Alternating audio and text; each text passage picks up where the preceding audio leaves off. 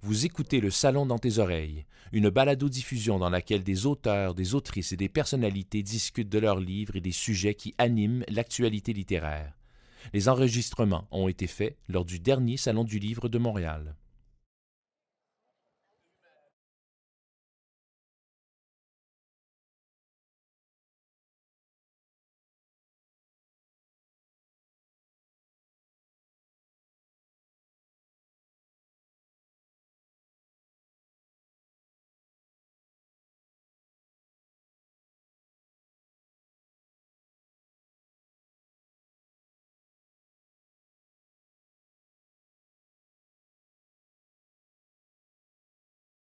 Fait que tes collègues, ont fait ça et ça. Ces livres-là ont été lus. Non, mais juste parce qu'eux, ils ne savaient pas qu'est-ce qu'ils venaient faire. C'était pas le fun. Je t'informais des autres livres. Parce que les autres livres qui sont... Oui. C'est bon, parfait. OK, mais moi, j'ai regardé ça. OK. C'est ouvert, c'est ouvert. Je pense qu'on est rendu. Excellent. Bonjour! Wow! Belle foule. Juste avant. Comment ça va? Monsieur le Président. Je suis Louis Boujon, directeur. Comment ça va? Bonne animation. Merci. Vas-y. Bon, on n'a pas une foule aussi impressionnante que celle de Barbada, mais ça va. Je pense que quand même, on se plaindra pas. On a quand même des personnes très importantes autour de nous cet après-midi. Je vous présente sans plus tarder nos 3 panélistes de cette table ronde. Refaire une beauté à nos villes. Je pense que dans certains cas, ça ne nuirait pas comme projet. Alors, Catherine Dorion, artiste engagée. Catherine Dorion fait la funambule au-dessus de plusieurs terrains de jeu, de la littérature au film documentaire, en passant par le théâtre, le slam et la politique. Elle est l'autrice de Les luttes fécondes chez Atelier 10 en 2017 et de Les têtes brûlées, carnet d'espoir punk chez Luxe, qui vient tout juste de paraître. Bonjour Catherine. Allô.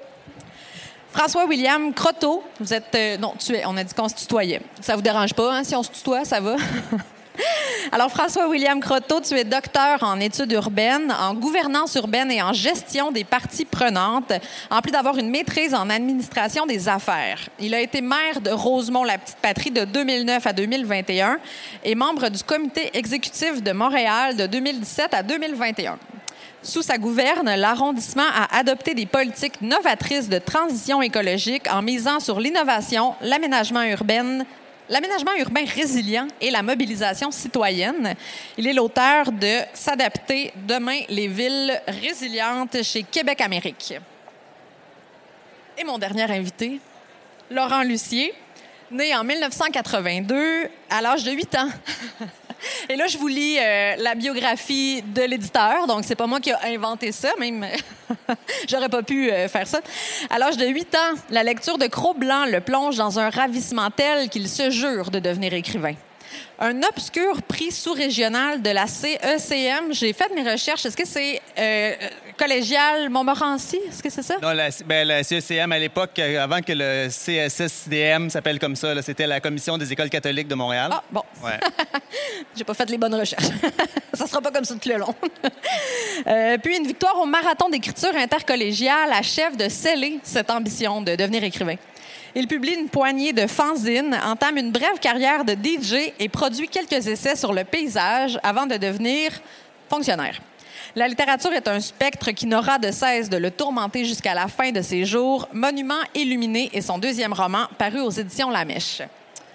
Merci, vous 3, d'être là. Je me présente. Mon nom est Audrey Martel. Je suis copropriétaire de la librairie L'Exèdre à Trois-Rivières. Donc, on ne parlera pas uniquement que de Montréal sur cette table ronde. Je suis également chroniqueuse littéraire à Radio-Canada et ça me fait un grand plaisir d'animer cette table ronde-là parce que, je m'en confesse, je suis davantage une lectrice de fiction. Mais lire vos... Bon, Laurent, on l'aura compris, c'est un roman. Vos 2 livres sont davantage du côté de l'essai. Mais ce sont des thématiques qui m'ont vraiment beaucoup intéressée, qui me stimulent beaucoup. Donc, je pense qu'on va avoir beaucoup de plaisir à discuter aujourd'hui. Et la thématique de la table ronde, c'est refaire une beauté à nos villes, mais vos livres ne parlent pas tant que ça de la ville. Donc, ça a été tout un défi, quand même, de mettre en place cette table ronde-là. je pense que ce qui relie vos 3 livres, c'est peut-être davantage l'idéalisme qu'on y retrouve. Catherine Dorion a un idéalisme qui se frappe un peu le nez sur la réalité du système. François William a un idéalisme qui est appliqué à un genre de forme, de mode d'emploi pour mener à bien son idéalisme dans une ville comme Montréal, mais qui peut être appliqué à d'autres. Et finalement, chez Laurent Lussier, on a des idéalistes utopiques qui sont souvent mal compris et qui, plutôt que d'embellir le paysage, vont surtout chercher à en extraire les ressources. Grosso modo, hein? Mais je vous donnerai quand même l'occasion de préciser vos différents sujets. D'emblée, j'aimerais vous entendre sur à qui s'adresse ce livre-là. J'ai entendu cette question-là à la Grande Librairie. Avez-vous imaginé le lecteur qui lirait votre livre? Puis j'ai trouvé que c'était vraiment une bonne question. Donc, pour commencer, je vole la question d'Augustin Trapenard. Moi, j'ai écrit un livre en ayant tout le temps ça à l'esprit. Je voulais que ça soit... c'est de base, mais je voulais que ce soit surtout pas plate. Je voulais que quelqu'un qui lise mon livre se sente interpellé à toutes les pages. Puis je me disais à qui je m'adresse. Je m'adresse pas aux vieux ou aux jeunes ou à la gauche ou à la droite. J'avais pas ça dans tête. J'avais vraiment en tête l'idée que je m'adressais à la tête brûlée au fond de chaque personne, à ce petit monstre d'irrévérence qu'on a tout au fond de nous, qui des fois est explosif, qui des fois nous rend malade parce qu'on l'écoute pas assez, puis que en fait dans cette personne en chacun de nous qui veut vivre au-delà des règles qui nous contraignent. Fait que c'est ça mon lecteur. Moi, j'avais eu envie d'écrire un livre grand public pour expliquer aux gens comment ça fonctionne, la gestion d'une ville, parce que c'est compliqué. Puis souvent, on se parle entre nous, les politiciens, les gestionnaires. Puis aussi de parler aux gens ce que ça veut dire faire une transition écologique concrètement dans le quotidien, que c'est possible de le réaliser. Puis c'est un peu un guide d'emploi, oui, pour les gens qui travaillent dans les villes, mais surtout de vulgarisation des villes, parce qu'on a une culture politique au Québec beaucoup nationale, mais très peu sur le municipal. Parfois, on a l'impression que la ville, c'est juste la collecte des déchets puis le colmatage des nids de poules, mais c'est le quotidien. La ville, c'est votre quotidien. Puis c'est comment on explique ça aux gens simplement. C'est un beau défi, mais je pense qu'on a réussi. Merci. Laurent? De mon côté, j'avais envie d'écrire surtout un livre qui ressemble pas aux autres livres, qui ressemble un peu à rien. Puis, donc, en termes de stratégie marketing, c'est sûr que ça fait pas un public cible qui est facile à circonscrire, mais je me dis qu'il doit y avoir un vaste réservoir de gens qui ont envie de lire quelque chose qui va les surprendre, puis qui sont des lecteurs un peu comme moi, là, qui prennent des livres au hasard, qui aiment être touchés par des livres qui les amènent ailleurs. Donc, ouais. Merci. En fait, en lisant vos livres, j'ai un peu eu l'impression que rendre la ville plus belle, refaire une beauté aux villes, c'était peut-être en grande partie d'accepter de diminuer le rythme, de ralentir, de prendre son temps. Est-ce que je me trompe? Même dans ton livre, le personnage de Lucien qui crée des maisons individuelles où on laisse une place à la méditation, à la réflexion, il y avait un peu cette idée-là de prendre son temps. Est-ce que c'est pas un peu ça, faire une ville belle? Vas-y donc, conseiller maire. En fait, on est souvent impatient parce que les choses n'arrivent pas assez vite. On a plein de projets, puis on espère que rapidement, les solutions vont être mises en place. Mais quand on veut aller trop vite, on s'y prend mal, on planifie mal, puis on arrive toujours à des mauvais résultats. Si on va être capable de faire en sorte que nos villes soient justement belles avec ce qu'on a à vivre au cours des prochaines années, parce que là, je suis pas alarmiste dans mon livre, mais je le dis qu'on a échoué face à la crise climatique, puis on n'arrivera pas à faire les changements à temps. Donc, il faut s'adapter. Puis pour s'adapter, ça veut dire changer nos façons de faire. C'est aborder la vie au quotidien de façon différente, mais on n'y arrivera pas si on travaille chacun de notre côté. Ça prend une collectivité, des gens qui se prennent en main. Puis ça veut dire rendre notre ville belle et ça veut dire travailler lentement ensemble, apprivoiser ces changements-là, transformer notre environnement, notre milieu de vie. Et ça va vouloir dire expérimenter, essayer des choses qui ne fonctionnent pas, accepter de prendre des risques, puis que parfois, on se trompe. Puis quand on fait de la politique, ben si les politiciens n'aiment pas ça, se tromper. Ils n'aiment pas ça que ça marche pas. Puis il faut se donner la chance de faire des erreurs, parce que si on se donne pas la chance de faire des erreurs, ben, on n'arrivera pas avec des projets aboutis qui vont être les bons projets. C'est un peu le fait qu'on veuille toujours aller trop vite qu'on arrive avec des mauvais projets. On aura l'occasion de reparler de ça, avoir peur de se tromper. Catherine, prendre son temps, ça te dit quoi, ça?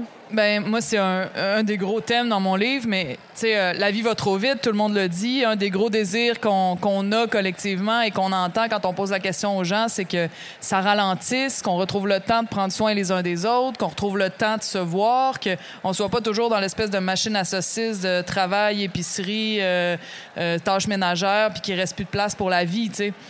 Puis dans la ville, qu'est-ce que ça veut dire? Moi, je me suis beaucoup battue à Québec contre le troisième lien pour un tramway. Toute l'histoire de la planification des villes depuis les années 60, même avant, mais de miser sur l'automobile et que tout tourne autour de l'automobile, puis que toute la construction de la ville se construise autour de ce mode de transport-là, a ruiné notre rapport au temps aussi. Parce que quand tu passes autant de temps dans le transport parce que tu es dans le trafic, parce qu'on a décidé qu'on allait habiter loin de notre travail puis que c'était pas un problème, ça en est devenu un. On perd beaucoup de temps dans le transport, puis il n'y a pas juste ça. C'est que nos villes sont remplies de chars. Fait que quand on est dans nos petites rues, moi, j'habite à Limoilou, à Québec, donc c'est un quartier résidentiel et centre-ville mélangé, très populaire, origine de quartier populaire. J'habite dans une place où il y a plein d'habitations. C'est juste des écoles, des gens. Puis, mais on est cerné par des autoroutes. Le quartier est défini par les autoroutes. D'un côté, il y a une autoroute. De l'autre côté, il y a l'autre autoroute. De ce côté-ci, il y a un gros boulevard. Puis l'autre bord, il y a une autre autoroute. Le quartier, c'est un quartier délimité par des autoroutes, comme autrefois, des lieux étaient délimités par des rivières ou des montagnes. Fait que donc, les autoroutes, les routes déterminent où on vit. Puis, vu que ces autoroutes-là, il y a des sorties d'autoroutes. Il y a des chars qui remplissent matin et soir nos rues. Ils ont beau mettre ça maintenant à 30 km/h, c'est pas mal mieux, mais reste que la rue, c'est pas la rue où la communauté va se rencontrer. Fait qu'un endroit qui était autrefois l'entremaison, le lieu qui est pas à personne, où on peut se jaser, où les enfants peuvent jouer au hockey ou à n'importe quoi, faire du vélo ou tout ça, le lieu où on peut se rencontrer est occupé par un mode de transport qui prend énormément de place, puis qu'il faut, je pense, remettre à sa place, il faut que les espaces dans les villes redeviennent des lieux pour les humains plutôt que des lieux pour le transit automobile. Puis pour ça, ben là, il y a énormément... Dans chaque ville, les gens de gauche et qui essayent environnementalistes essaient de travailler dans ce sens-là, puis on rencontre des obstacles énormes, vraiment énormes. Chez nous, il y a des radios. À Montréal, il y a d'autres choses. C'est un travail qui finit par... C'est impossible de le faire sans être dans la confrontation à certains moments, fait que c'est difficile. Bref, le temps est lié au transport et même à la présence de l'automobile. Quand il faut qu'on se trouve un lieu autre que le lieu public entre les maisons pour se voir, ben ça devient pas mal plus compliqué. Ça nous tente pas d'accueillir. On trouve ça stressant. On n'a plus le temps. Voilà. Merci. Mais de mon côté, c'est vrai que mes personnages peuvent avoir ce rapport-là au temps, mais ils vivent aussi... Donc, peut-être juste pour le contexte, j'ai écrit un livre où des gens inventent... En fait, j'invente un mouvement architectural d'avant-garde qui n'est pas advenu au Québec au début du 20e siècle. Puis c'est sûr qu'à ce moment-là, c'est le contraire. En fait, les gens sont fascinés par cette vitesse-là, puis par la violence de l'arrivée de l'automobile qui procure une espèce de ravissement devant quelque chose de gigantesque, de fort, de sublime, qu'ils n'ont jamais vu avant. Puis ils se disent, il y a peut-être quelque chose là-dedans qui est l'expérience esthétique du futur. Donc... puis qui est dans mon livre, qui est multiplié par exemple, l'expérience de l'extraction des ressources, qui a un peu la même violence là, avec les mines, avec la coupe forestière. Donc, cette sensibilité-là du début du siècle, qui en fait, quand on la regarde de loin, elle nous semble être juste comme perverse, hein, mais en même temps, de retrouver comme cette capacité d'émerveillement-là qu'avaient les gens devant cette nouveauté-là. Je pense qu'il y a quelque chose à aller chercher. Parce que maintenant, c'est loin, fait que c'est correct, c'est comme on a un bras de distance, on ne va pas se laisser contaminer par ça puis se mettre à penser comme eux. Mais de retrouver cette sensation que le monde peut être différent, en fait, comme il n'y a plus l'être à ce moment-là, je pense que c'est très porteur à un moment où il faut qu'on réinvente effectivement notre ville de plein de manières, puis on ne sait pas à quoi elle va ressembler dans 20 ou 30 ans. Mais c'est vrai qu'il y a clairement eu un moment où, dans Limoilou, c'était vraiment beau d'avoir une sortie d'autoroute puis une entrée d'autoroute, là. T'sais, Oh oui, même encore aujourd'hui, il y a une autoroute qui s'en va directement de Limoilou puis de Beauport à la Haute-Ville, là, puis qui s'élève par-dessus les quartiers populaires, tout crotté en dessous. Là. Puis là, quand il y a personne, quand il y a pas de trafic, là, je pense aux gens, quand elle a été inaugurée dans le début des années 70, ils devaient trouver ça tellement beau puis moderne. Puis là, on est au-dessus de tout le monde, on voit le soleil. J'arrive vraiment, moi, à me mettre dans la peau des gens qui ont trouvé ça, wow, tu sais, le dernier cri, c'est le futur, tu sais, on peut aller vite, vite, vite, puis personne nous arrête. Le problème, c'est qu'on veut aller toujours de plus en plus vite. Fait que là, on est rendu à rajouter, à parler, le gouvernement parle d'élargir toutes les autoroutes de la ville parce que là, il y a du trafic, mais on sait très bien, la science nous l'a démontré, que ça va juste faire encore plus de trafic. Fait que là, on est perdu comme dans une roue sans fin d'occupation du temps et de l'espace pour faire de la place à l'automobile. En fait, c'est ça, je pense, un peu le problème. Tu sais, Laurent, quand je lisais ton livre puis que je voyais ces espèces d'idéalistes-là, tu sais, qui, par exemple, moi, la maison électrique c'est une maison pas de mur avec juste une espèce de gigantesque élément chauffant qui fait en sorte que les éléments... on n'est pas nuit par la pluie, la neige, parce qu'il fait vraiment chaud. Finalement, tout le monde est desséché parce qu'il fait trop chaud. Mais tu sais, on peut comprendre au début de l'électricité qu'on voulait que tout soit chauffant, tout soit électrique, puis c'était donc bien... Oui, c'est grisant de dire on a des ressources à l'infini, puis on peut toutes les brûler. Tu sais, il y a comme quelque chose je pense, qui est dans l'esprit de ce moment-là, mais qui se rend jusqu'à nous, cet esprit-là, évidemment, mais d'une manière qui est un peu plus habillée, tu sais, que des habits plus dignes, mettons, puis c'est moins candide que ça pouvait l'être au début du 20e siècle. Et là, on sait un peu qu'on a peut-être trop siphonné, là. C'est là où... tu l'as dit tantôt, François William, la collectivité, la communauté, ça, c'est quelque chose qui est important. Vous en parlez chacun à votre façon. Je reviens encore à Lucien. Justement, les maisons individuelles qui permettaient de prendre le temps. Il a été catastrophique quand il a réalisé que les gens laissaient les portes ouvertes puis que tout le monde courait puis que les gens vivaient ensemble, finalement. Mais ce vivre ensemble-là, c'est un peu c'est un projet en soi, finalement, revenir à cette idée-là du lieu public. Catherine, le bureau de circonscription m'a beaucoup touchée. Ça me rappelait un peu l'esprit de la librairie indépendante où on va pour créer des liens. Parlez-nous un peu de ce rapport-là à la collectivité, cette importance-là de la collectivité. On se rend compte que lorsqu'on veut faire des changements importants dans les villes, tu sais, la transition écologique, on en parle, puis qu'est-ce que ça veut dire? Puis dès qu'il arrive des projets, on a l'impression que c'est le faire imposer. Les gens réagissent. Chacun a des bonnes raisons pour réagir à des projets ou à des transformations de leur milieu de vie, mais il faut juste comprendre que chacun, dans son quotidien, vit autour de chez soi, tu sais, son environnement direct. Et les petits changements du quotidien peuvent avoir un impact énorme. C'est nos habitudes de vie. Si on change les habitudes de vie d'une personne puis on l'implique pas dans la solution, ben c'est clair que peu importe ce qui va être amené, il va y avoir des réactions.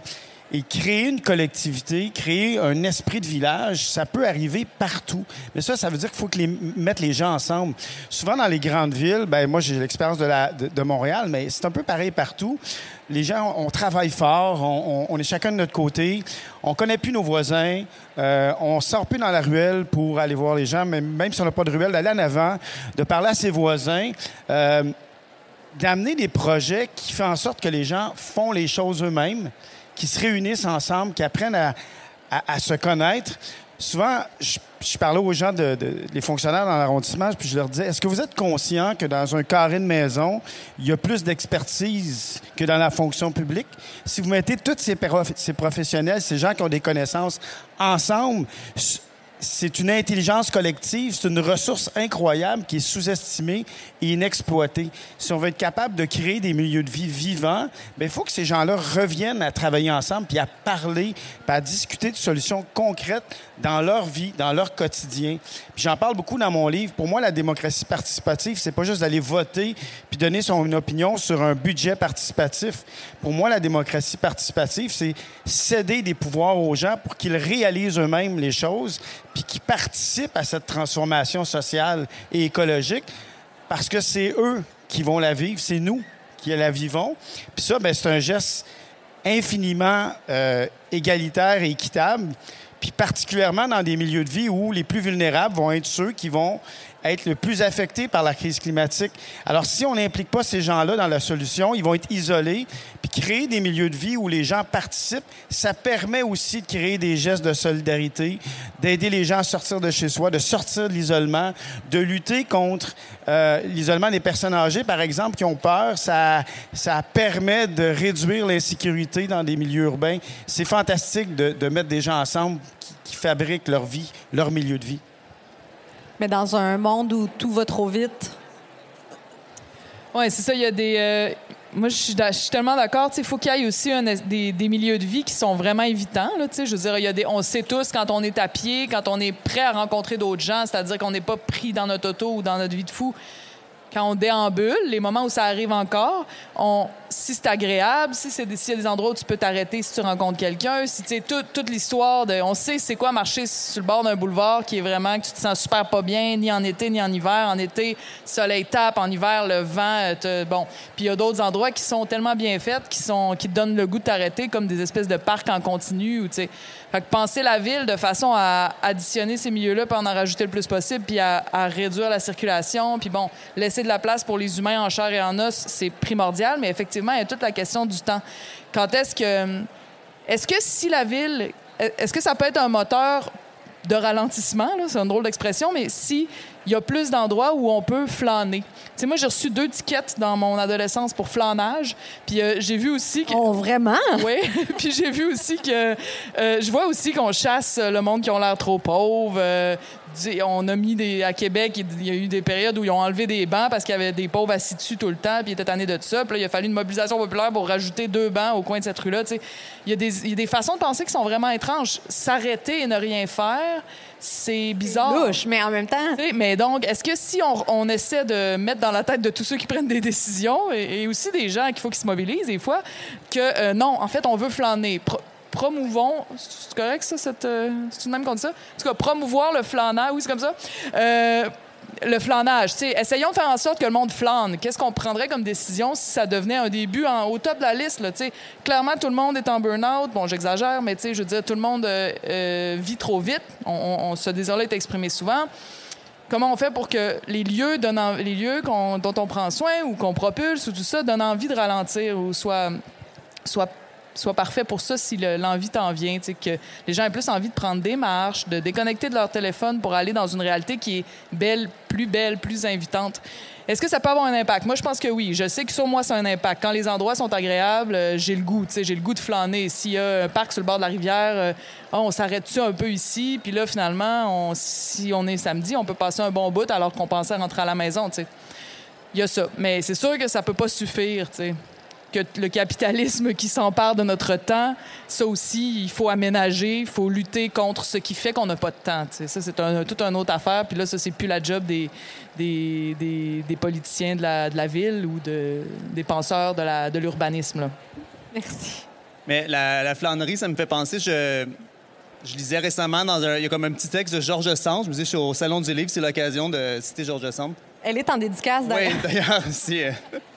Mais c'est un texte dans une espèce de guide sur Paris, en fait, un texte assez court où elle parle des espaces publics.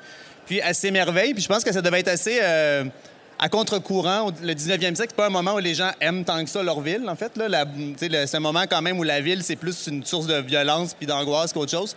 Puis elle fait une apologie incroyable des espaces publics puis des parcs autour du slogan en fait, les parcs, c'est le luxe pour tous.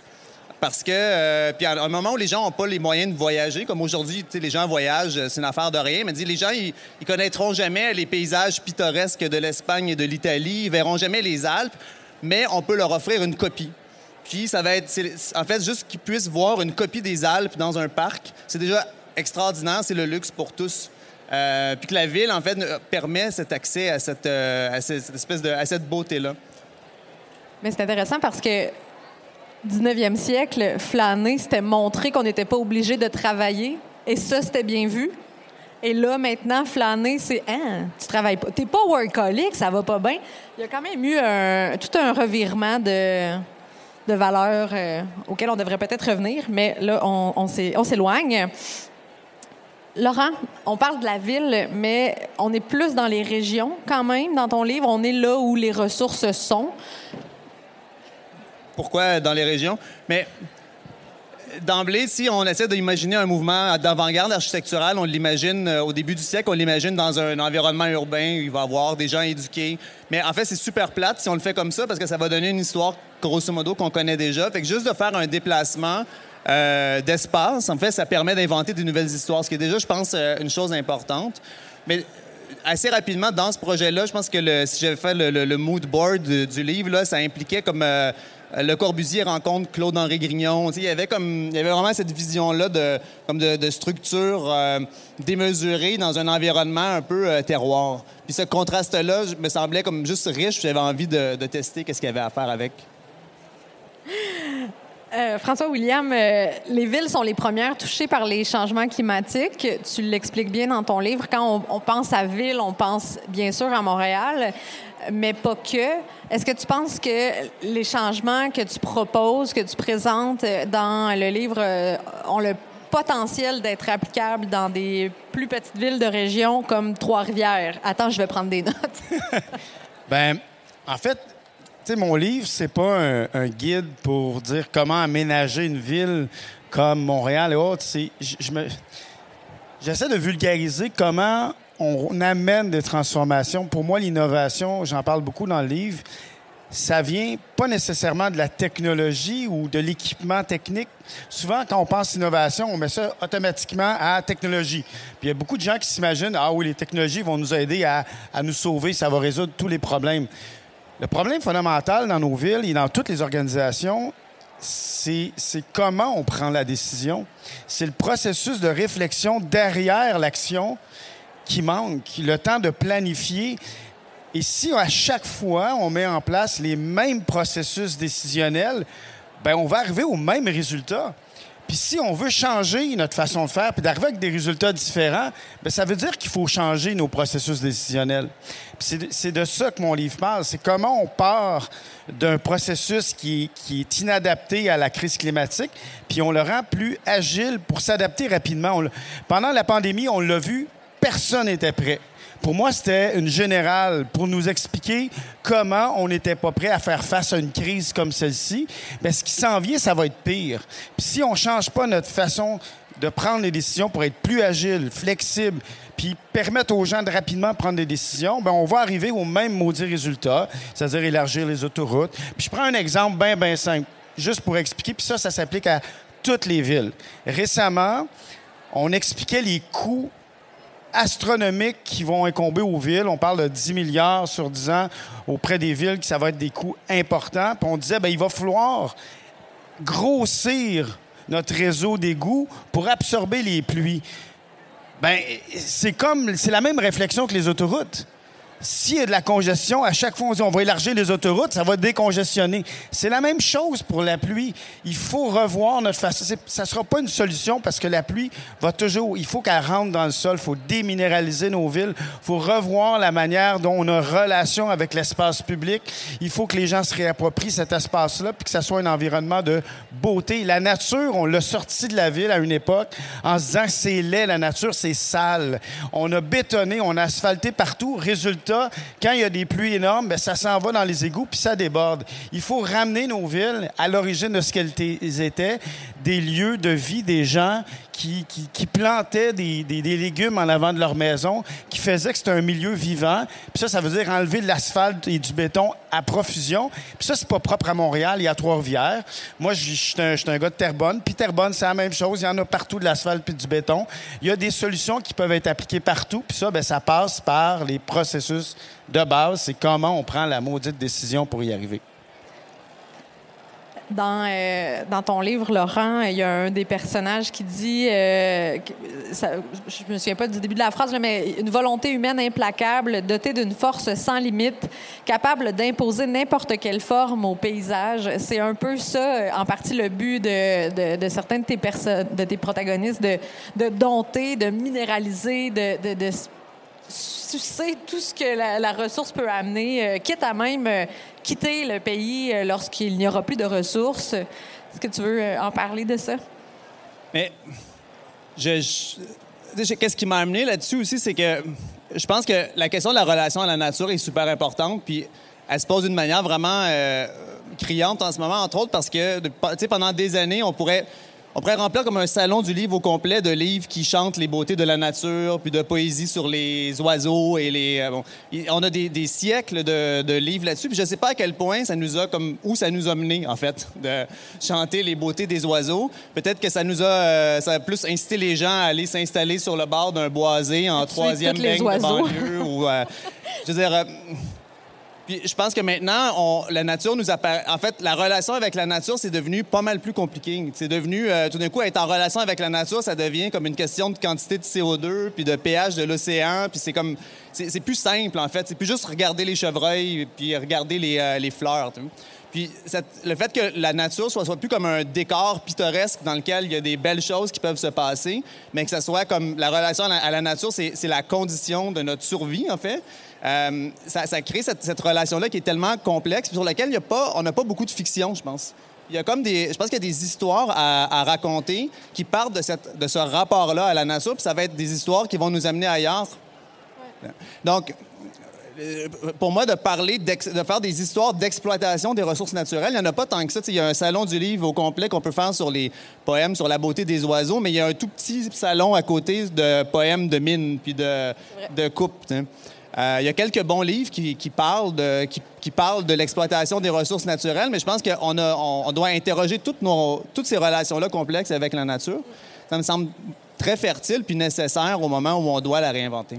Mais il y a certainement une réflexion qui ressort de ce livre-là où, pendant un moment, moi, pendant ma lecture, je me disais, voyons, qu'est-ce qu'ils font là? Ils sont complètement fous. Puis on dirait, plus j'allais vers la fin du livre, plus je réalisais que c'était finalement le propre de l'homme, d'épuiser les ressources jusqu'à ce que la rivière soit vide. Là. Et qu'il y a certainement, quand on nous montre un miroir de ce que l'humanité a fait à la nature, plutôt que d'enchanter les louanges, c'est notre propre miroir, notre propre réflexion qu'on voit.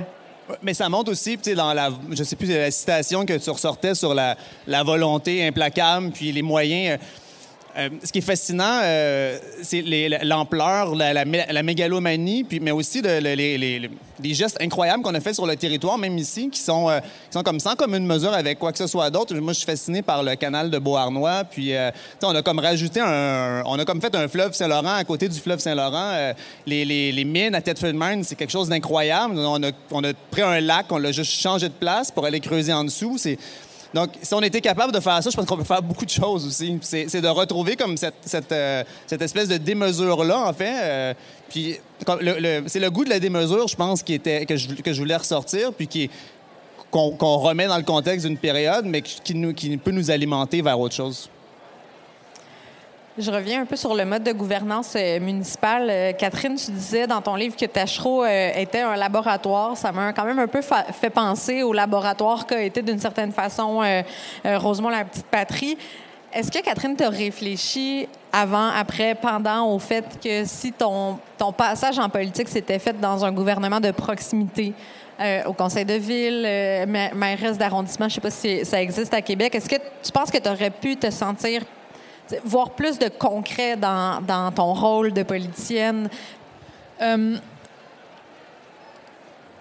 J'ai une bonne amie qui est conseillère municipale, Jackie Smith, pour Transition Québec à Québec, qui fait plein d'affaires. Mais moi, j'étais députée d'opposition, fait que j'étais pas chef de parti, j'étais pas non plus mairesse ou, tu sais, comme représentant élu, tu sais, on s'est limité le pouvoir qu'on a. Mais on a des ressources quand on est élu. Puis... moi, je me dis pas, j'ai pas pu faire grand-chose. C'est vraiment pas mon constat de ce que c'est que d'être député pendant 4 ans. Je considère que j'ai eu énormément de ressources pour faire plein de choses, quand même.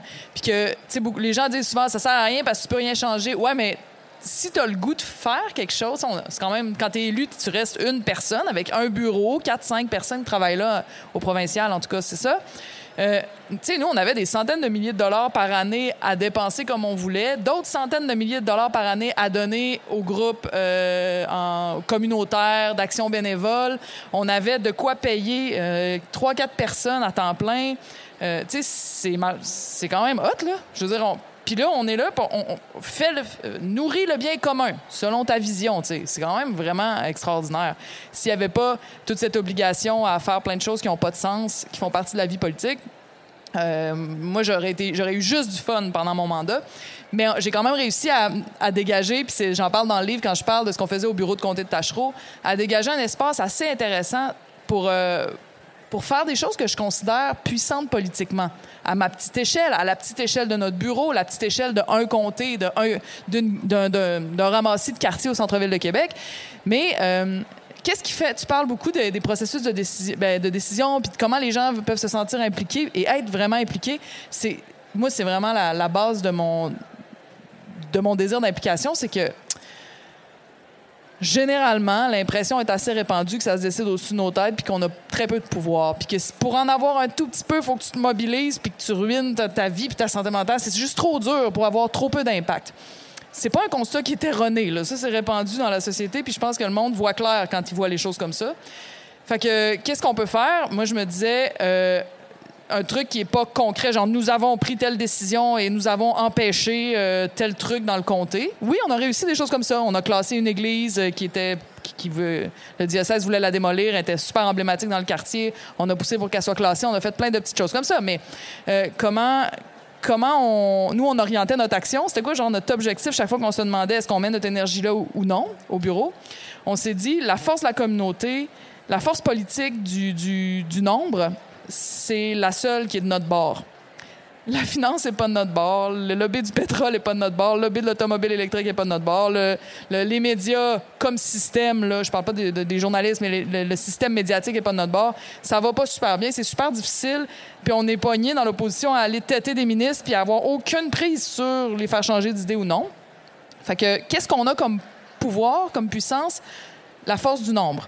OK, comment on crée du nombre? T'sais, comment on fait en sorte que les gens aient envie de sortir puis de dire non, il n'aura pas de troisième lien, non, on veut pas de sortie d'autoroute ici, oui, on le veut, le tramway, non, on veut pas que vous détruisiez cette église qui est le centre où tout le monde se rassemble régulièrement dans tel quartier, etc. Fait que on a décidé que ça serait ça, notre objectif premier. On va créer du peuple dans Tachereau. Fait qu'on créait toutes sortes d'affaires. On a fait, dans les batailles qu'on menait, on les menait avec des gangs, mais on a fait se rencontrer plusieurs gangs pour que ceux qui luttaient contre un troisième lien soient au courant, comprennent l'importance de garder tel lieu, puis que les luttes s'entremêlent et se solidarisent. Puis dans le comté de Tachereau, on a fait on faisait des parties où on faisait venir, par exemple, des infirmières qui nous racontaient c'était quoi l'histoire, d'à quel point c'est difficile d'être infirmière aujourd'hui, puis le temps supplémentaire obligatoire, tout ça. Ils venaient nous expliquer ça. Après ça, on dansait, on jasait, on faisait le party jusqu'à 1h du matin. Puis c'était un bureau qu'on avait choisi pour ça. Fait que là, il y avait des gens qui venaient nous parler d'une cause, mais la fois d'après, cette gang-là, qui était beaucoup des jeunes, mais il y avait du monde de tous les âges, revenait à entendre parler d'une autre cause. Puis là, les causes pouvaient se toucher les unes les autres. Puis là, on arrivait à créer des mobilisations. Fait que quand on disait « Ah, ministre, fais pas ça », puis il disait « Je m'en fous de toi », puis là, on sortait dans la rue avec tous les groupes de la ville représentés, ou bien qu'on remplissait une salle de 500 personnes pour un truc, somme toute... En tout cas, bon, bref, puis que c'était dans le journal le lendemain, puis que là, tu sais, on commençait à faire peur. Puis ça, c'est ça qui est le fun, tu sais. Il faut qu'on retrouve le moyen de faire peur à ceux qui sont en haut en leur disant, on est là, on est mobilisés, on est prêts, puis on lâchera pas le morceau. Fait que créer du peuple, pour moi, c'est très, très concret, même si c'est dit de même. Parlant de faire peur, François William, tu dis dans le livre, plus on est frileux, moins on innove. Tu dis également la norme est de gouverner à risque zéro pour éviter les ratés et, par voie de conséquence, la critique. Cette spirale infernale alimente notre inertie. Je pense que c'est un point fondamental de vos deux ouvrages. Je ne sais pas si, Laurent, tu sauras rebondir là-dessus. Catherine, toi, dans ton discours d'investiture, tu disais, ce qu'on va gagner, on va le gagner parce qu'on aura été surprenant, parce qu'on aura été game, parce qu'on aura été imprévisible au sens le plus positif du terme. Est-ce que les politiciens, les élus frileux, ça finit pas par ennuyer les citoyens et les désengager, finalement? Je dirais que ça alimente le cynisme sur le fait que on a l'impression que c'est toujours les mêmes politiques qui sont mises en place parce que une fois qu'on arrive au pouvoir, si on fait pas attention, puis si on a peur de prendre des risques, on va se faire avaler par la machine très, très rapidement, puis on va embarquer dans un rythme où les processus, ils vont être lourds, puis on va être pris par le rythme politique. Puis souvent, on avait une expression au bureau, on dit on entend le bruit de la machine. La machine, c'est la fonction publique. On l'appelle la machine. Elle a un rythme, elle a un bruit. Puis il faut que tu danses avec. Mais pour bien danser, parfois, il faut que tu provoques des gestes pour la faire tourner, pour la faire vibrer. Puis si tu as peur de prendre des risques, parce que tu as peur de te faire ramasser dans les médias, parce que les gens ne seront pas contents. Ce que je dis dans mon livre, c'est que si vous faites de la politique pour être aimé, vous allez être foncièrement malheureux. Faites pas ça. Cherchez pas l'amour si vous faites de la politique, vous la trouverez pas. Donc, ayez l'audace de prendre des risques. Puis souvent, on me disait, ben oui, c'était facile. Toi, tu avais un quartier où tu pouvais prendre des chances. Ouais, mais quand j'ai été élu la première fois, j'ai été élu avec 32 %. Puis plus je prenais des risques, puis à chaque élection, mon score augmentait jusqu'à 71 % à la fin parce que les gens aimaient ce qui se passait. Il y avait l'impression qu'enfin, on prenait des décisions. Oui, c'est ça que les gens sont tannés, qu'on ne prenne pas de décisions pour améliorer leur vie. Arrêtez de naviguer sur le consensus, puis sur il faut pas trop que ça bouge. Puis non, il faut bousculer, puis être prêt à l'assumer. Mais ça, je fais une courbe dans mon livre, là, statistique, sur plus tu as peur de prendre des risques, moins tu innoves, puis plus tu prends de risques, plus tu vas changer les choses. T'sais. Moi, j'avais la chance, politiquement, d'avoir un paratonnerre à côté de moi qui s'appelait Luc Ferrandez. Fait que je pouvais en faire more parce que pendant que tout le monde chialait contre lui, personne ne me voyait à côté. Quand il est parti, j'ai perdu mon paratonnerre, mais bon, je parle de cette anecdote-là, mais il faut vraiment prendre des chances, mais c'est ça. En fait, le truc, c'est d'avoir une tête brûlée, plus brûlée que la sienne, pour reprendre les mots de Catherine. Est-ce que tu as envie de rebondir sur la question des politiques? Moi, je pense que c'est la seule affaire qu'il y a à faire en politique, c'est ça. Si tu prends pas de risque, ça veut dire que n'importe qui d'autre que toi peut aller faire ça. C'est des postes que des gens occupent pour que ça continue de tourner comme ça. Si tu arrives là puis tu fais ce qui est attendu de toi, tu sers à rien. Tu changeras rien, ça change rien que ce soit toi ou un autre. C'est une perte de temps. C'est même suspect parce que s'il se passe tellement rien que si tu t'en vas là juste pour faire de l'occupationnel, ça veut dire que bon, tu le fais pas pour changer des choses, donc parce que tu y trouves ton compte. Fait que t'es pas en train de servir le public, puis c'est une job où si t'es supposé faire ça, c'est ça ton mandat, tu sais. Puis on a l'espoir en ce moment, l'espoir d'un avenir meilleur ou même d'un avenir qui est pas on s'en va tout dans le trou brille tellement pas fort que moi j'ai l'impression qu'il faut que l'audace des risques qu'on prend soit à la hauteur du désespoir qui est ressenti dans la population. T'sais, si ton enfant va se noyer, tu fais un gros geste, tu cries, tu te jettes, tout tombe, tu te pisses dans les culottes, c'est plus grave, là, tu y vas, là, puis on s'en fout, c'est pas... Fait que là, j'ai l'impression qu'on est dans... Moi, je vois l'état du monde en ce moment comme paniquant, puis j'ai l'impression que quand on regarde l'état du milieu politique, personne panique là-dedans. C'est nous faisons tel que nous devons faire, puis le décorum impose que, puis les processus, puis tu sais, j'ai l'impression je parle beaucoup d'irrévérence et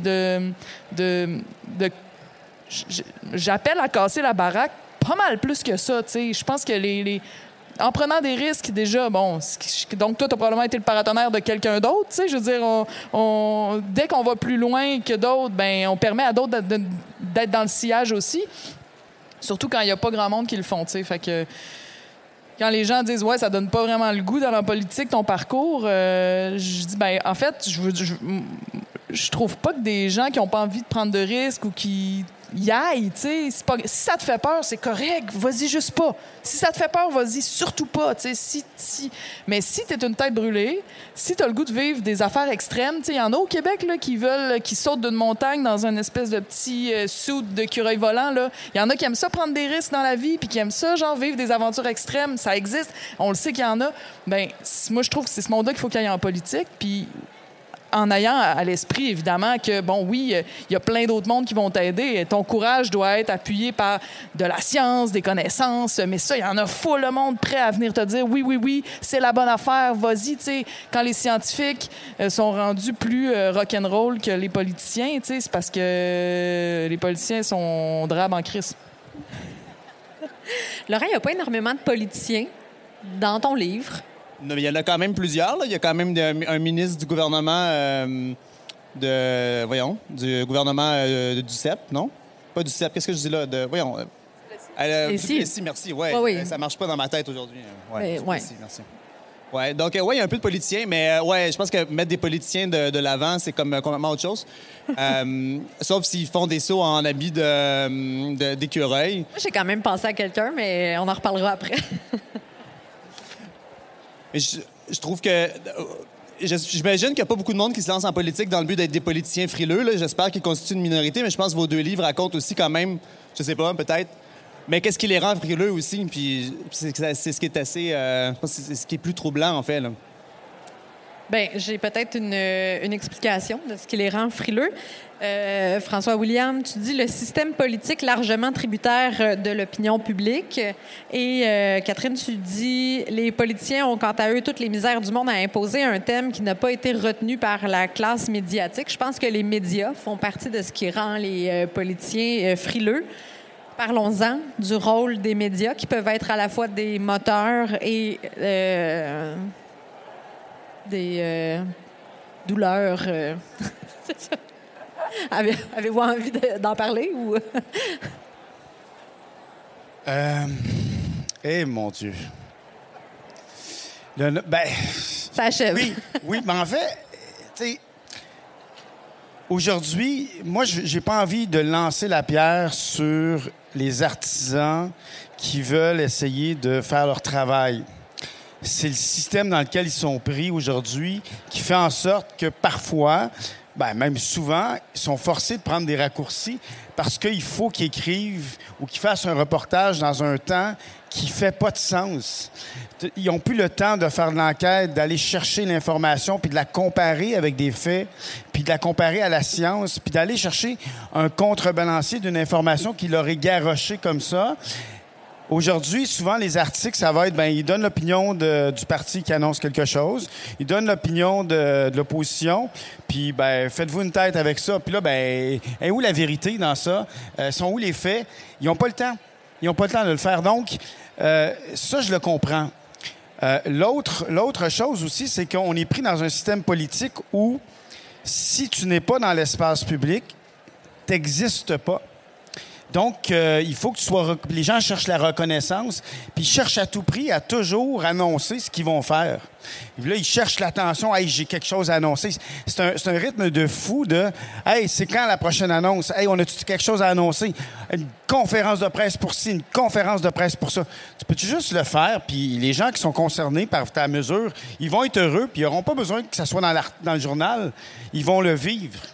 Donc, je pense que c'est une espèce de cercle vicieux dans lequel les uns et les autres dépendent de ce système-là. Les politiciens et les journalistes sont pris au jeu où, s'il n'y a plus de politiciens qui font de conférences de presse, ils vont chercher quelque chose. Et donc, c'est toxique. Puis c'est malsain de travailler dans ce mode-là. Donc, je pense qu'il faut qu'on apprenne peut-être à essayer justement de moins paraître et plus être dans l'action. Puis, mais on réglera pas la situation des médias demain matin. Je pense que c'est pas beau ce qui s'en vient, on le voit. Puis ça, moi, c'est pour ça que j'ai pas de tendance à lancer la pierre à ceux qui créent, mais plus interroger le système dans lequel ils sont pris. Parce que ces travailleurs-là, aujourd'hui, il y a des gens qui sont en grève en ce moment. Mais ceux qui font au quotidien, qui travaillent dans les médias, dans les journaux, à la télé, les travailleurs en arrière de l'écran, ils gagnent pas beaucoup d'argent, ils travaillent fort, puis leur sécurité d'emploi est pas garantie. Leur travail est pas facile non plus, là. Catherine, tu parles dans ton livre souvent des espèces de... J'oublie le mot, mais les mêlées de presse à la sortie de l'Assemblée. Je pense que ça a été quand même une expérience assez ordinaire. Oui, moi, j'ai eu une aventure pas agréable avec les médias. Ça continue. Puis faut faire la différence, effectivement, entre les gens... C'est comme les politiciens, tu sais. Il faut faire la différence entre les gens qui, t'avais raison tantôt, tu sais, qui essayent d'aller changer le monde, mais qui se retrouvent pris dans un truc qui les neutralise, et les journalistes qui, je pense, vivent la même chose, veulent informer, sensibiliser, blab, arrivent là, puis... finalement, tu vas faire d'autres choses. Tu vas aller parler du coton ouaté d'une fille qui est à l'Assemblée nationale, pour ne nommer qu'un exemple, mais on en voit tous les jours. Ou bien là, tu as trop parlé de Palestine, il faudrait que tu arrêtes. Fait que ce dont on discute très peu dans le discours médiatique, public, politique, on en discute très, très peu, c'est un énorme angle mort, c'est le pouvoir des médias en tant que système. C'est un système qui est traversé de plusieurs lignes de pouvoir, donc ça va pas tout dans le même sens, mais il y en a des très fortes qui vont dans un sens. Moi, à Québec, il y a depuis des décennies des radios privées ils se sont affaiblis dernièrement, c'est-à-dire le cliché de la radio poubelle s'est affaibli dernièrement, ça va vraiment mieux, mais c'est pas fini. Et encore là, il y a des radios, deux talk radio, entre autres. Autrefois, il y en avait 3 qui sont des radios avec des animateurs très, très, très, très, très militants contre le transport en commun, contre le développement du transport en commun et pour le plus d'espace aux automobiles. Il ne faudrait pas qu'il y ait de voies réservées aux autobus. Ils ont fait des grosses campagnes. Ils ont fait des manifestations. C'est des acteurs politiques très forts dans ma ville. Puis, ils s'en cachent même pas. Là. Quand il y a eu... à Québec, on n'a pas de réseau de transport structurant. C'est une des seules villes en Amérique du Nord avec cette population-là qui a juste des autobus, puis c'est jam-pack, c'est pas fonctionnel. Fait que ça fait des décennies qu'ils cherchent des solutions.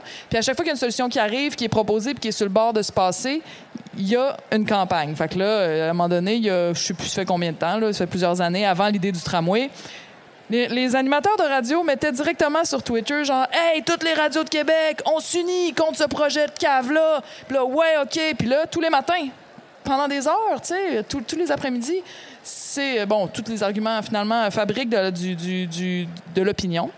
Fait que ça, c'est juste un exemple. Après, on peut parler des grèves du Front commun.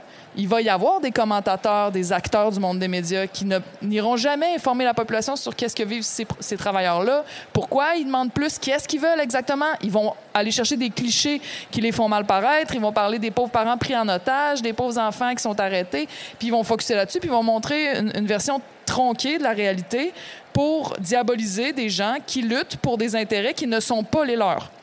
Fait que je dis pas que tout le monde est comme ça. Je dis il y a des forces claires médiatiques qui sont très politiques, qui influent énormément, qui font beaucoup de pression sur nos politiciens et toutes sortes d'autres personnalités publiques, qui des fois peuvent assassiner publiquement une personne, c'est-à-dire pas la tuer, mais tuer son image au point où cette personne ne voudra plus jamais s'exprimer publiquement. Des militants, des porte-paroles. Donc, ça, c'est un gros angle mort. Puis je sens, moi, quand j'en parle, que ça met mal à l'aise beaucoup de personnes qui se disent « on peut pas parler en mal de ça, ça se fait pas, tu sais, on n'est pas Trump quand même, on n'est pas Bolsonaro, on va pas parler en mal des médias. » Non, faut pas parler en mal de ceux qui travaillent à aller chercher de l'information, à faire mieux connaître un groupe de la population à un autre, à faire comprendre des réalités. Mais il y a un pouvoir politique qui se sert de médias, puis on peut parler aussi des GAFAM, pour influencer sur notre avenir. Fait que je sais pas comment ça pourra pénétrer le discours politique de façon à ce que les politiciens et les journalistes eux-mêmes se dégênent à parler de cette réalité-là. T'sais. Moi, je sais que beaucoup de journalistes sont mal à l'aise quand ils voient un espèce de règlement de compte se passer dans les médias, dans une autre tranche, puis que là, ils se disent il se passe quelque chose, mais là, on peut comme pas en parler parce que là, les médias qui parlent des médias, c'est bizarre. Fait que les gens sont gênés d'en parler. Moi, je pense que ça va nous aider beaucoup dans nos luttes environnementalistes et dans nos luttes politiques de oser regarder en face cette réalité-là du pouvoir politique qui passe à travers, qui utilise finalement des médias ou un médium comme ça. Merci. Est-ce que tu avais quelque chose à rebondir sur les médias? Bien, je vais te citer sur un autre point. En fait, je cite Gérard Crête, un des personnages de ton roman, qui se demandait, tandis qu'il dessinait des détails de façade pour une école commandée au vieux Pelletier, si l'architecture ne cachait pas un sombre secret, sa profonde inutilité. qu'est-ce que vous répondez? Et là, franchement, on achève, hein, on est dans les derniers 5 minutes. Qu'est-ce qu'on répond à ceux qui soutiennent que la beauté est un luxe, que c'est un gaspillage, une inutilité, qu'on n'a pas besoin de ça, qu'on devrait mettre l'argent ailleurs, genre dans des matchs de hockey? Qu'est-ce qu'on répond à ces gens-là? Que la beauté est inutile, ben en fait, je vais faire une petite parenthèse pour revenir rapidement. Tu sais, au Québec, je pense on vit avec le complexe du stade olympique. Okay. On a arrêté de rêver des grands et des beaux projets parce qu'on a toujours peur de revivre le stade olympique. Mais la beauté, c'est pas juste des grands projets, c'est des petits gestes du quotidien. À une époque, Jean Drapeau, quand il a créé l'exposition universelle en 67, pour accueillir le monde, il a dit qu'il faut que la ville soit belle. Il a sorti l'agriculture urbaine de la ville. Il a pavé la ville de béton et d'asphalte. Il a enlevé les potagers qui existaient. Il a enlevé les poulaillers. Il y a des gens qui avaient des chèvres. Il a tout rasé, la nature de la ville, parce que la modernité, c'était de sortir la nature parce que c'était vu comme laid. Mais il n'y a rien de plus beau que la nature. Les fleurs qui poussent au coin des rues, les arbres, qu'on ramène des parcs où l'herbe pousse, qu'on arrête de la tondre, ça, c'est des gestes de beauté dans la ville qui sont extraordinaires. On n'a pas besoin de créer juste des architectures énormes pour créer de la beauté. Les petits gestes comme ceux-ci, bien, ça apporte de l'apaisement. Ça permet à des gens de peut-être justement réduire leur niveau de stress, puis de voir quelqu'un qui cultive des fleurs au coin de la rue à côté de chez eux, ben tu le regardes, puis c'est apaisant. Puis, je veux dire, juste ça, c'est l'humanité, puis ça coûte pas beaucoup d'argent pour faire ça. Laurent, est-ce que l'architecture est une inutilité? Là, je suis comme le porte-parole de mon personnage ici, là.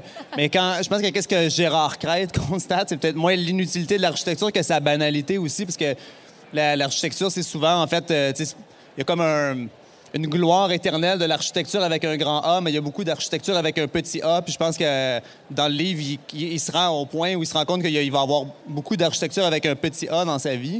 Mais pour ce qui est de la beauté, je pense que on lésine pas sur la beauté dans les espaces privés au Québec. Je pense que c'est la beauté dans les espaces collectifs. Puis c'est s'il y a un complexe du stade olympique, je trouve qu'il se manifeste davantage là parce qu'il y a énormément d'investissements quand même que les gens font dans la qualité de leur espace personnel. Mais c'est quand il faut que tout le monde cote pour construire quelque chose de beau qu'on va partager que là, ça devient plus difficile. Puis c'est là que le luxe pour tous, en fait, est quoi une aspiration auquel on n'est pas rendu. Catherine, une minute sur ce qu'on répond aux gens qui disent que la beauté est inutile? Ben non, c'est la chose... c'est ce dont on a le plus besoin en ce moment. C'est pour ça que le monde va pas très bien puis qu'on est tous chez le psy. C'est parce qu'on manque de beauté, surtout toutes les acceptions du mot, d'ailleurs. Merci. Hey, c'est déjà terminé. Ah ben non, on a encore 3 minutes. Hey, j'ai le temps d'une dernière question sur... Il y a un personnage qui rentre en cléricature parce que ses projets fonctionnent pas. Catherine, tu parles beaucoup tu fais référence à David Graeber avec Bullshit Job. J'aimerais vous entendre sur ce concept-là des idéalistes qui finissent par se ranger. Parce que, bon, on a parlé de refaire une beauté à nos villes, mais quand ça fonctionne pas, quand on se frappe le nez au système et qu'on finit par finalement se ranger, est-ce que c'est une catastrophe en soi ou c'est juste la vie qui mène son cours? Mais c'est souvent comment les vies d'idéalistes finissent, mais je pense que des fois, je me dis que c'est peut-être... notre capacité à inventer des récits, des fois, qui se heurtent à ça. C'est-à-dire qu'inventer un récit d'idéaliste qui réussit, puis ça va super bien, puis le monde devient extraordinaire, c'est un récit d'utopie, en fait. C'est une histoire où il se passe rien. On est toujours amené on a besoin de mettre des échecs dans nos histoires pour qu'il se passe quelque chose. Fait que je pense que les personnages idéalistes dans les récits sont toujours condamnés à échouer. En tout cas, c'est très difficile de raconter une histoire d'idéaliste qui réussit. Un grand défi d'écriture. Ben, en fait, il y a les films de super-héros. Wow. Ouais. Il y a beaucoup il y a beaucoup de culture populaire qui est basée là-dessus. Je sais pas s'ils sont idéalistes. Ben, vaincre le mal, tu sais. En fait, je suis pas d'accord sur les idéalistes. Je suis tout le temps parce que il y a partout des gens qui ont réussi à faire des transformations extraordinaires puis qui ont laissé leur marque. Je veux dire, les gens qui ont rêvé un certain temps de transformer quelque chose, même si leur travail a été fait pendant 2 ans, bien, ils ont réussi. Je pense qu'il faut juste aller voir ailleurs si on est fatigué d'un endroit, puis d'aller se ressourcer. Puis en politique, c'est sûr que c'est un endroit qui gobe l'idéalisme, mais malheureusement, c'est qu'il y a des gens qui s'accrochent trop longtemps à la politique. Il faut savoir quitter au bon moment avant que la politique nous quitte. Puis je pense qu'il y a des gens qui auraient dû quitter beaucoup plus tôt la politique. Merci. Bien, j'espère que vous gardez espoir, que vous voulez encore changer les choses à votre façon. Merci beaucoup. J'avais encore plein de questions. On pourrait faire une deuxième partie à cette entrevue-là. Mais en attendant, vous pouvez retrouver Catherine Dorion au stand 25-24 pour une séance de dédicace à partir de 16h30. Laurent Lucé, on te retrouve au stand 27-13 à 16h30 au stand des éditions La Mèche. Et François-William Croteau, tu seras genre là, don d'ubiquité, au stand de 17-13. Juste là. Merci. Merci tout le monde. Lisez leurs livres, ils sont très, très bons.